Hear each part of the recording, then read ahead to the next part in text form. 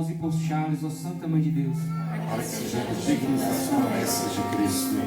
Santo anjo do Senhor, se a ti me confiou a piedade divina, se remédio para a nós os adoramos, Senhor Jesus Cristo, e vos bendizemos, porque pela vossa santa cruz, em nome do Pai, do Filho e do Espírito Santo. Amém, irmãos? Misericórdia, amém, gente? Amém. Bom dia. Bom dia. Deus abençoe a vida de cada um de vocês. Irmãos, o texto que eu vou ler está no livro do profeta Isaías, capítulo 31. Isaías 31. Isaías capítulo 31.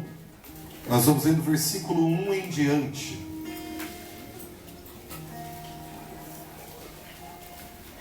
O tema da nossa pregação é: o Senhor dos Exércitos descerá ao combate.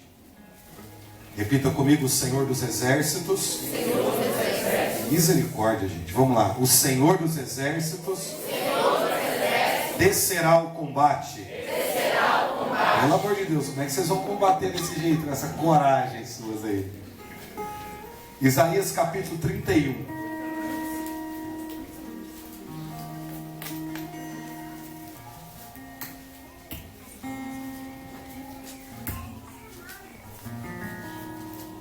Isaías 31, versículo 1.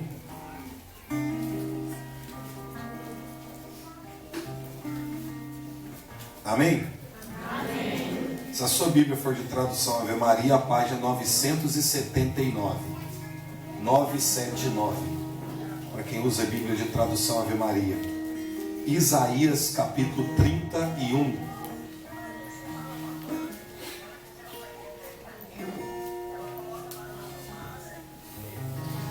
Ai daqueles que vão ao Egito buscar socorros e que contam com a cavalaria, que se fiam no número de carros e no valor de cavaleiros, em vez de voltarem seus olhares para o Santo de Israel e de consultarem o Senhor. Entretanto, ele também é sábio e faz vir o mal, não retira sua palavra e se ergue contra a casa dos maus e contra a ajuda daqueles que fazem o mal. O egípcio é homem e não Deus. Seus cavalos são carne e não espírito.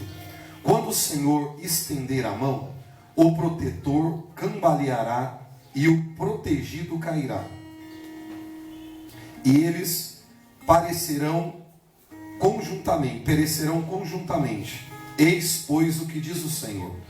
Assim como ruge um leão, um jovem leão que defende sua presa, ainda que se congregue contra ele um tropel de pastores, sem se deixar intimidar pelos seus gritos e sem recuar diante do número, assim o Senhor dos Exércitos descerá ao combate sobre o monte de Sião e sobre sua colina. Como aves que voam, o Senhor dos Exércitos protegerá Jerusalém, pondo-a ao abrigo, libertando-a, poupando-a e salvando. Voltai, pois, filhos de Israel, aquele de quem estáis tão profundamente separados. Naquele dia, cada um lançará fora seus ídolos de prata e seus ídolos de ouro, obras de vossas mãos criminosas.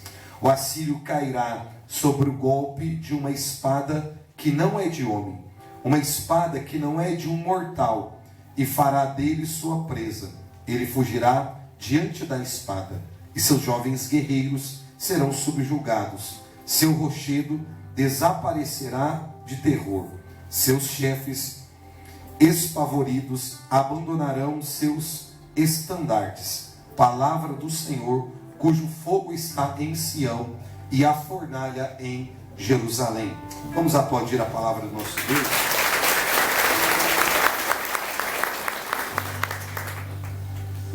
Aqui nós precisamos fazer uma pergunta: em quem nós colocamos a nossa confiança? Aqui o texto que nós lemos do profeta Isaías, há um direcionamento sobre uma reflexão que nós precisamos fazer. Será que de fato nós cremos em Deus? Será que de fato é nele que nós estamos colocando a nossa confiança? Ou será que nós confiamos exclusivamente na força do nosso braço? Quando nós olhamos para o contexto da época, nós vemos a Síria, que era uma grande potência naquele tempo, e vemos também o Egito, que era uma outra grande potência naquele tempo. E normalmente os exércitos, fosse da Síria ou do Egito, eles eram homens muito numerosos, era um exército muito potentes. E por conta da força desses exércitos, esses dois povos se tornaram uma grande nação e uma grande potência. Porque nós estamos falando de um período em que, quando se falava sobre conquista, estava relacionado a batalhas, a guerras. Veja, a ideia do poder de Deus e da soberania de Deus estava relacionado sempre à vitória no combate. Deixa eu explicar a você. Os povos antigos, eles não eram povos moniteístas, eles eram povos politeístas. O que isso significa? Eles acreditavam em vários deuses. Então, normalmente, os povos antigos tinham essa mentalidade acerca da espiritualidade.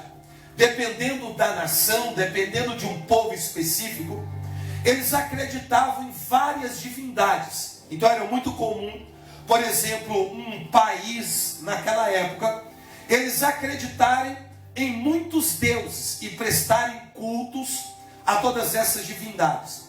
Como também existiam povos específicos que acreditavam em um único Deus, mas que não era um Deus verdadeiro, que era um falso Deus. A nação de Israel, o povo de Israel, sempre acreditou em um único Deus. E veja, essa ideia de um único Deus, ela veio inicialmente, para que a gente tenha um entendimento, através de um homem chamado Abraão. É claro que essa ideia vem desde a época de Adão,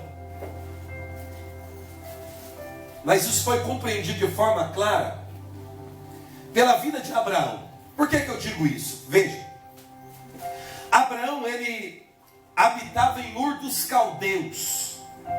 Ur dos Caldeus era o berço antigo da civilização, a região da Mesopotâmia, a região da Babilônia, era toda aquela região.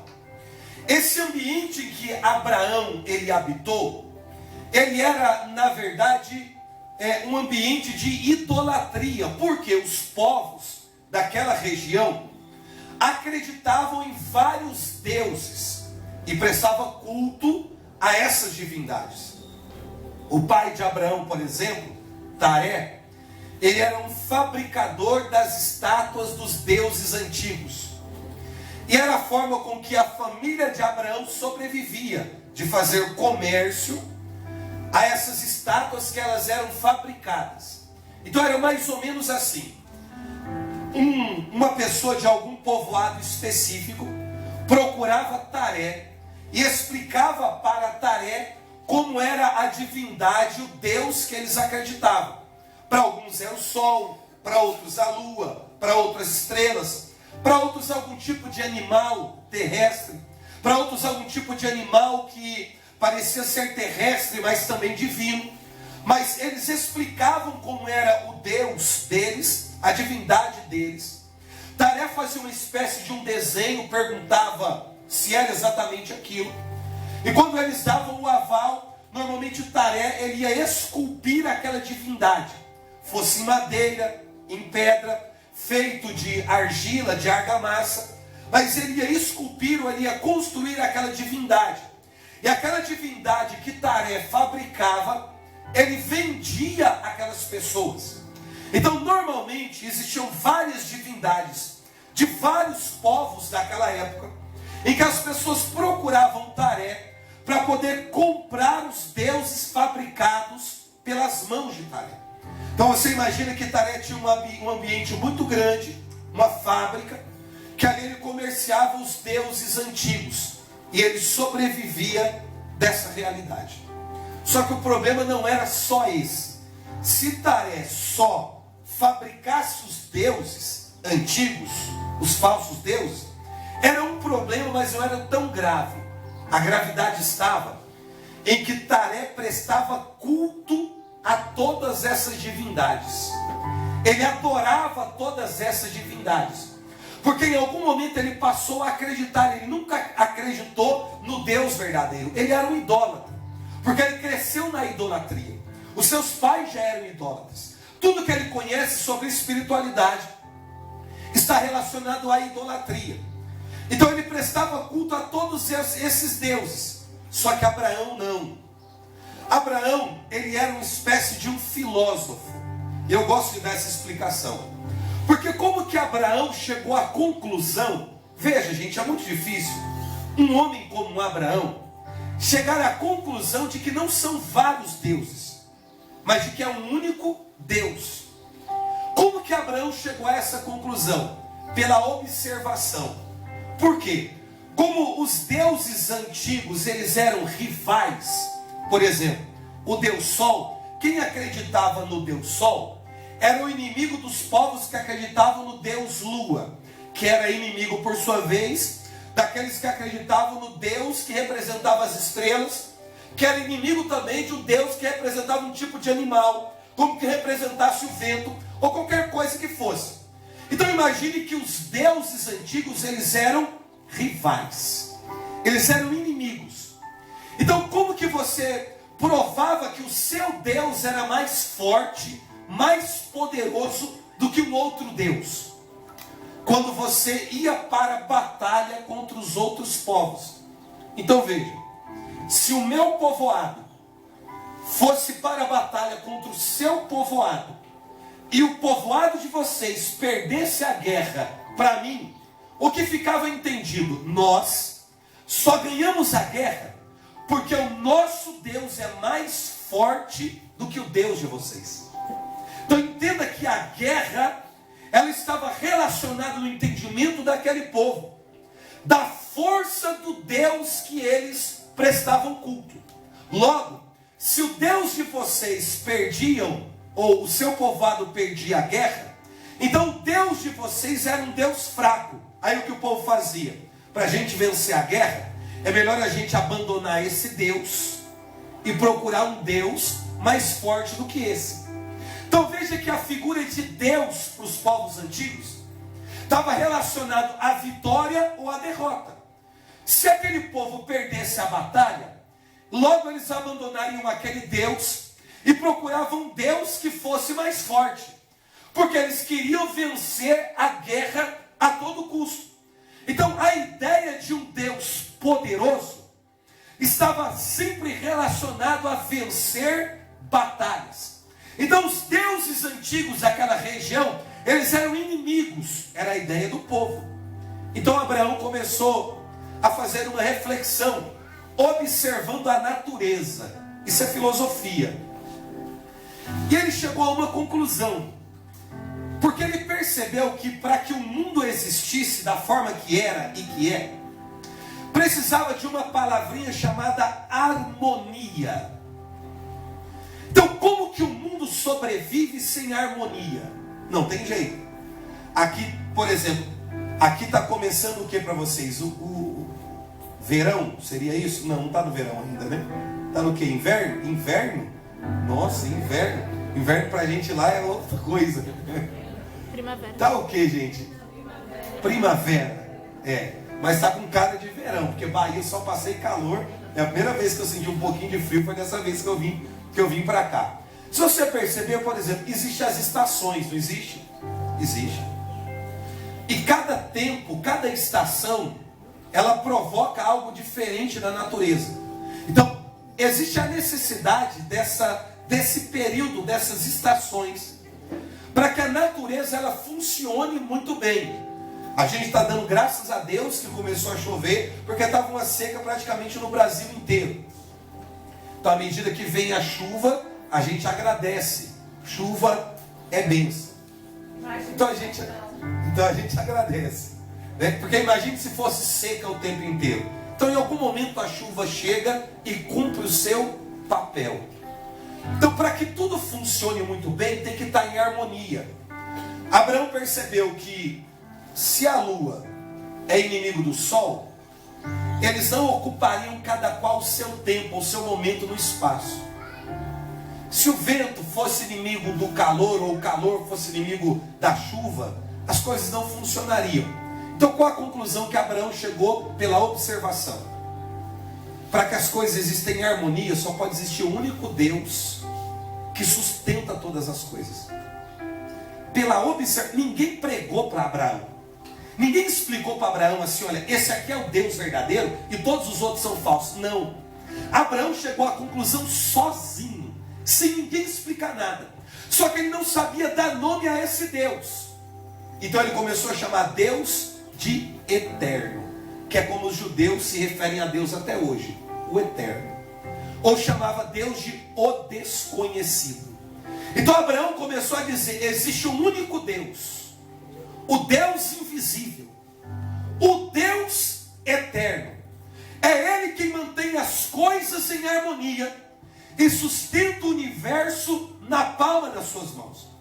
Abraão, quando Deus fala com Abraão, que Abraão chega a essa conclusão, Deus vai falar com Abraão. E quando Deus fala com Abraão, Deus diz para Abraão, sai da tua terra, da casa dos teus pais, vai para a terra que eu te indicar, e lá eu farei de ti pai de uma multidão de povos. O que Deus está dizendo? Já que você descobriu quem eu sou, sozinho, eu quero que você saia do lugar onde você está e vai para a terra que eu te indicar.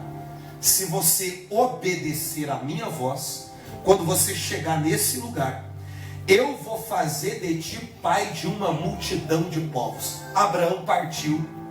Para encurtar a história, Deus realizou aquilo que havia prometido na vida de Abraão. Só que essa ideia de vários deuses sempre existiu, biblicamente falando. O povo no Egito acreditava em suas divindades. O povo na Grécia acreditava nas suas divindades. A Síria e os assírios, cada qual acreditavam nas suas divindades. E o povo de Israel passou a acreditar no único Deus, que é o Deus verdadeiro. Então imagine que os outros povos eram quem faziam guerra contra Israel. Até hoje é assim. Se você perceber, são sempre os inimigos que querem invadir Israel. Se você perceber, Israel nunca começa uma guerra. Mas quem ataca Israel também não vence. Mas ataca. Até hoje é assim. Então Israel não começa uma guerra. Mas Israel historicamente sempre foi atacado. Sempre foi atacado. Israel. O povo de Israel sofreu muito. Foi 430 anos no Egito de escravidão. 70 anos de aprisionamento no cativeiro da Babilônia. No ano 70, Israel é invadido e os judeus são dispersos pelo mundo, naquilo que nós chamamos de diáspora. Pelas mãos de Hitler no nazismo, foram assassinados, executados 6 milhões de judeus. A proclamação da República do Estado de Israel foi proclamada no ano de 1948, se eu não me engano, que eles puderam voltar para o território deles. 1948. E hoje Israel ainda é um país de primeiro mundo, ou seja, eles se organizam rapidamente. Eles se levantam rapidamente. Eles crescem rapidamente. Só que os povos queriam fazer guerra contra Israel. Por que os povos queriam fazer guerra contra Israel? Porque Israel prosperava. Israel crescia. Israel se multiplicava. E quando as outras nações sabiam o que estava acontecendo no território de Israel, na casa de Israel, com o povoado de Israel, as outras nações queriam invadir Israel para tomar as suas terras que eram prósperas. E eles queriam de certa forma envergonhar o Deus do povo hebreu, do povo de Israel. Então o que os outros povos queriam fazer? Os outros povos queriam invadir Israel e mostrar que o Deus que eles serviam era um um Deus mais poderoso do que o Deus de Israel, porque Israel se tornou aclamado sobre a face da terra. E por algumas vezes